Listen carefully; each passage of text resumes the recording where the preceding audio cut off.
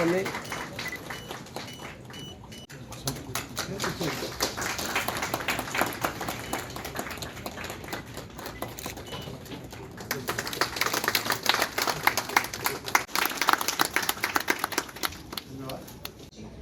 निदेशक CSIR भारतीय समवेत औषध संस्थान जम्मू श्री बेनाम तोष जी, SSP सांबा और अन्य गणमान्य अतिथिगण।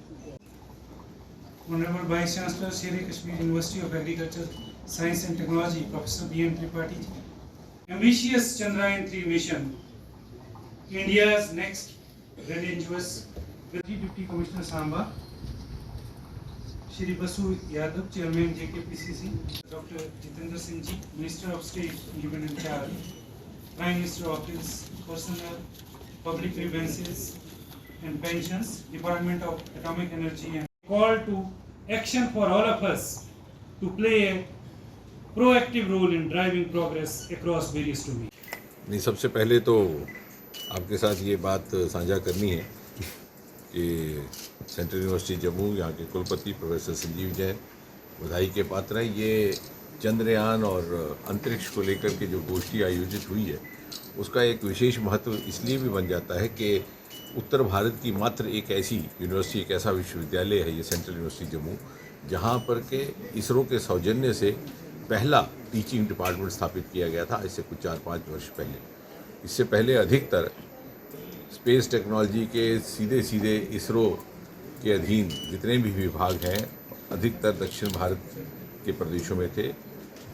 एक सुझाव आया कि हमें दूसरे प्रदेशों में भी इस तरह के स्थान स्थापित करने चाहिए संस्थान, तो सबसे पहले जम्मू सेंट्रल यूनिवर्सिटी और दूसरा पूर्वोत्तर में अगरतला में NIT में स्थापित किया गया।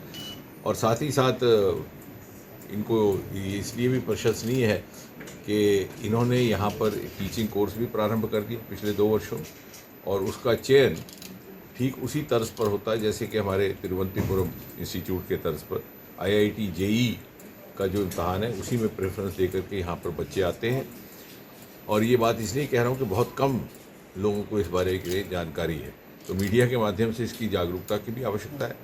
एक नया शोबा, एक नया क्षेत्र स्पेस टेक्नोलॉजी का 100% प्लेसमेंट इसमें होती है और 50% से अधिक बच्चे विदेशों में नासा इत्यादि जैसे संस्थानों में जाते थे। लेकिन अब चूँकि भारत में प्रधानमंत्री जी ने स्पेस और अंतरिक्ष विभाग को खोल दिया प्राइवेट पार्टिसिपेशन के लिए और अनुसंधान जैसे नेशनल रिसर्च फाउंडेशन की भी स्थापना हो चुकी है, तो स्टार्टअप्स का बड़ी मात्रा में प्रगति हुई है। स्पेस स्टार्टअप्स में जहां 3-4 साल पहले मात्र 4 हमारे स्टार्टअप्स हुआ करते थे, आज देखते ही देखते 2-3 वर्षों में 150 स्टार्टअप।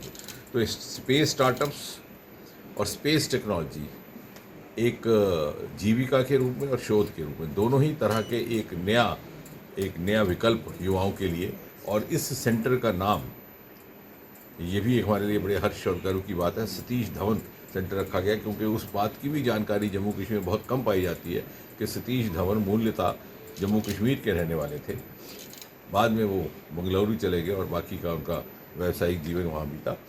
और उसी सिलसिले को लेकर इसी विभाग ने आज यहाँ पर चंद्रयान और उस तरह की अन्य जो उपलब्धियाँ पिछले गत कुछ एक वर्षों में हुई हैं अंतरिक्ष विभाग को लेकर के, विशेषकर जब से अंतरिक्ष विभाग की एक नई नीति का प्रारंभ हुआ प्रधानमंत्री मोदी जी के निर्देश में। आपने देखा होगा आदित्य की लॉन्चिंग में 10,000 वहाँ पर श्रोता प्रत्यक्ष रूप पर मौजूद थे, और चंद्रयान की लॉन्चिंग के समय श्रीहरिकोटा में 1,000 के लगभग मीडिया के मित्र थे, मीडिया पर्सन्स। वो एक ऐसा स्थान के जहाँ पर पहले मीडिया को अनुमति नहीं थी गेट के अंदर झांकने की, और इसका परिणाम ये हुआ कि एक सिनर्जी बन गई, होल ऑफ नेशन कॉन्सेप्ट आया। आपने देखा कि प्रत्येक भारतवासी टीवी के पर्दे के साथ जुड़ा हुआ था जब चंद्रयान की लॉन्चिंग हुई, क्योंकि सबको लगा कि हमारा मिशन है। और आज भारत इस स्थिति में है कि भले ही हमारी अंतरिक्ष की यात्रा दूसरे देशों की तुलना में देर से प्रारंभ हुई थी, लेकिन आज वो हमसे बहुत सारे विषयों पर हमसे सीख, हमसे क्यूज़ लेते हैं। भले ही उनका मानव पहले उतरा हो चाँद की धरती पर, लेकिन ये चंद्रयान था जो चाँद की धरती पर जल होने का प्रमाण लेकर के आया H2O मॉलिक्यूल्स के रूप में। और ये पहली बार जो चंद्रयान 3 सदर्न पोल पर उतरा है, जो एक तरह का वर्जिन एरिया है, वहाँ से आने वाली इनपुट्स भी सबके लिए उपलब्ध करवाई जा रही। और एक नई सूचना ये कि 21 तारीख को इसी मास में हम पहला टेस्ट व्हीकल फ़्लाइट करेंगे गगनयान का। उसके बाद 1-2 और टेस्ट व्हीकल फ़्लाइट होंगे, फिर एक फर्स्ट नॉन ह्यूमन फ़्लाइट, फिर एक रोबो फ्लाइट और अंततः एक ह्यूमन फ़्लाइट भारत का बनाया हुआ इंडिजिनस, भले ही भारतवासी जो सबसे पहले भारतीय मूल के व्यक्ति राकेश शर्मा थे, परंतु वो मिशन सोवियत यूनियन का था।